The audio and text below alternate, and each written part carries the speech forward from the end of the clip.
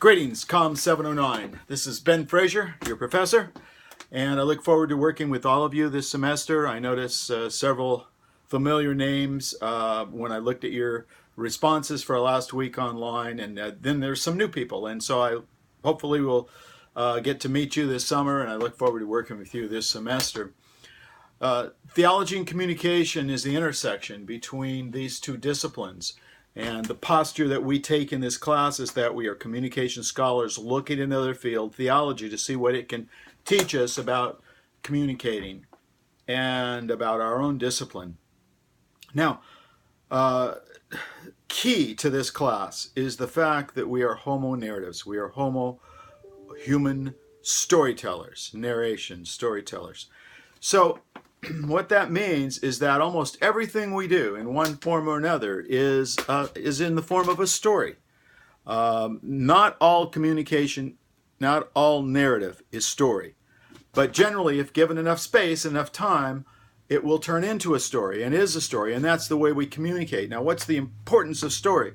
Well, story is what gives us the ability to relate to one another, to communicate with one another, to create a culture, and to maintain that culture. And so, and of course, relationships are what God is all about and what our faith is all about. We are made to be in relationship both with God and with man. And God has given us a part of that creative process. You remember in Genesis, in the naming of the animals. So we are part. And the language and the naming is a very essential part of communication. So I see this storytelling as critical to communicating the gospel, to maintaining relationships, to understanding our faith. And so therefore we are using that. And of course, what goes along with that, and we looked at this last week, Nikolai's book on Freud and Lewis, two major themes in worldviews that are used in our culture today. We have the scientific worldview, which is based ultimately on reason. It privileges reason over other things.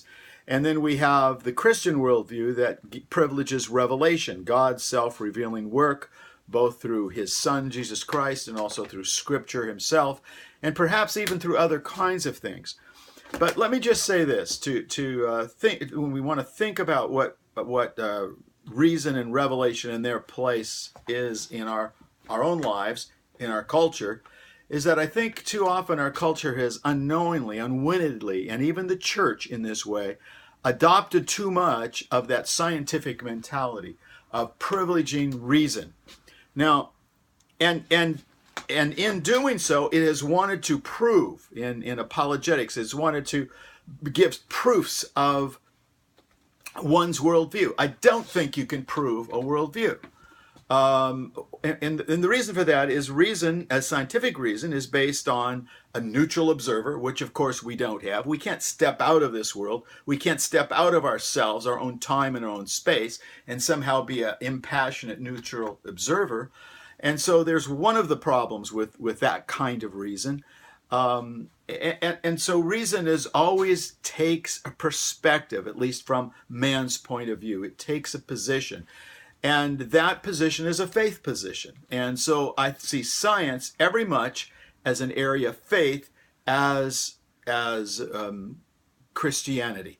You make some basic assumptions. The assumption of science is that we can only know those things that we can taste, touch, see, hear. What am I missing? Taste, touch, see, hear, and smell, I guess, would be the last thing. So those kinds of things that we can empirically verify. The problem is that God is outside that system. God is away from that. He is something other. And the things about where we go after this life, when we die, what about heaven, and those kinds of things are not available immediately to our senses. We have to begin to know those things in a different way. And of course, that's where revelation comes in. God's self-revealing work, both about himself and about the world in which he creates. So when we want to look at man, is man simply the sum total of his 70-some years on earth, or is he perhaps more than that, and God gives him more power than that in the ability to perhaps live with him eternally. Now, those things are known not through scientific reason, but have to be known a different way. And the interesting thing is that in our culture, in the church culture today, we've tried to take science and use it to prove our own to provide our own sets of proofs for our existence. And I think once you get into that system, it becomes very difficult to you to make that decision. In fact, impossible to make that rational choice. Revelation, of course, is different. It is God's work in our life, and so where we start in terms of a worldview is with faith. Faith commitments, the assumptions we have. And either we can take that scientific worldview, or we can take a Christian worldview, or we can take a whole host of other worldviews, but you start there. Now, reason still plays a part for Christians and for people in the church. Reason is one of the very important things that we do, but we don't start with reason. We start with faith commitments. And then you add to your reason, you add goodness and you add beauty.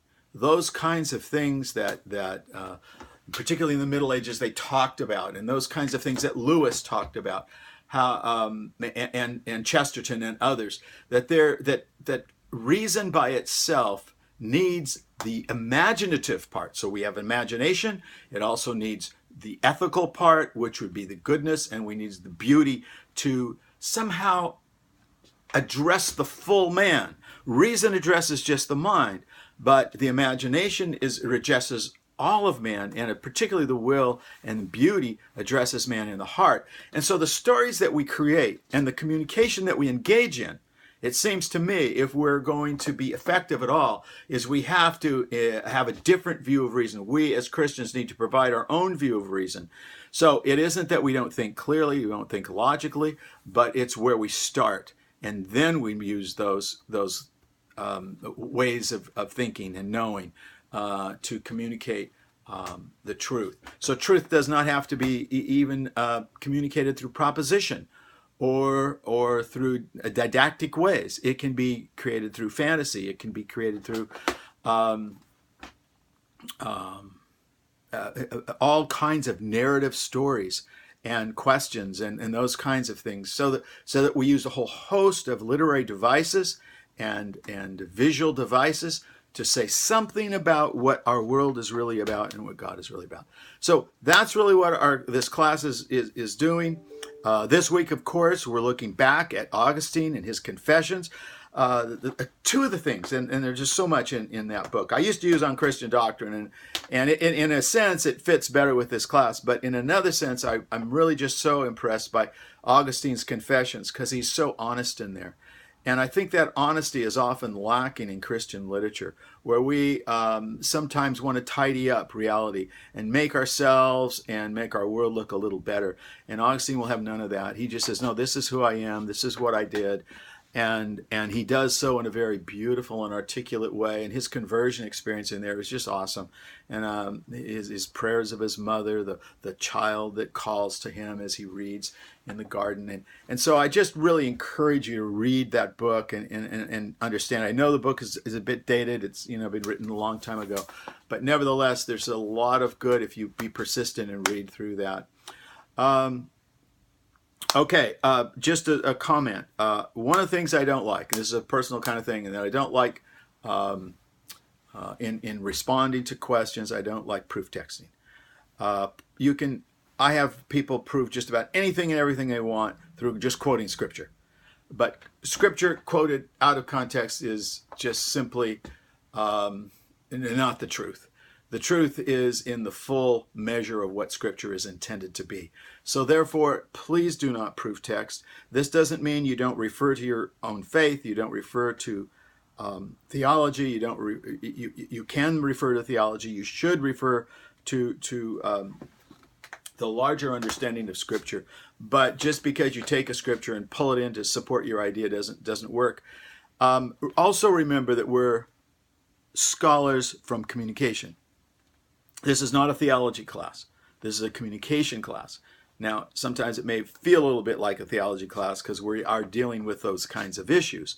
But nevertheless, we're writing. Think about this. Who's your audience? You're writing to other communication scholars, some of whom may not be Christians. So therefore, unless you're writing for a particularly Christian text and journal, and then you really need to know your audience too. You really need to write as a scholar for other scholars. And you can make most of your arguments in a reasonable and powerful way without having to revert back to cliches and to proof texting and those kinds of things. God bless you. Hope you have a good week, and I look forward to seeing you soon. Bye-bye.